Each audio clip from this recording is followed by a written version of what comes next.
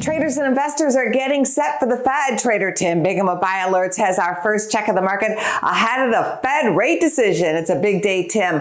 What are you anticipating and what are your trading keys? Yeah, absolutely. So we'll see. We're kind of in this new trading range for the S&P 500, I think, where we spent most of March, actually, kind of 5,500 to the downside, 5,750 or so to the upside. We'll see if it stays within that. I think it very well may. Certainly the Fed not going to do anything as far as with rates. It's more kind of what they might hit at kind of, do they become a little more aggressive perhaps in suggesting rate cuts or not? But I think for the time being, market's pretty much pricing in, 3 more rate cuts before terminal rates. So I don't think much fireworks coming out of the Fed meeting. And I think the market will remain somewhat range bound here with kind of lower volatility as well going forward. Also taking a look at, oil finally getting some, pickup off the lows here. So I kind of like oil and oil stocks here going forward,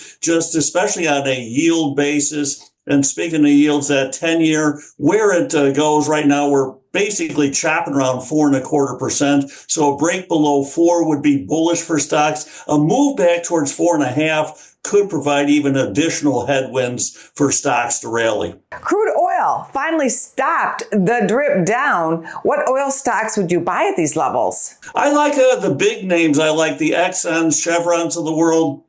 Like that dividend yield as well. Most of those yielding about 4 or more percent, then selling a covered call to kind of bring in a little bit more, hedge the downside a little. So I think, getting about a 7 or 8% return for the stock going nowhere makes a lot of sense in this market environment. I think stocks generally will have trouble heading higher from here. So I think leaning on dividends and oil stocks, some of the better dividend payers, is the way to play. Thank you, Tim. Have a great trading day. You bet. Anytime. Take care, Andy.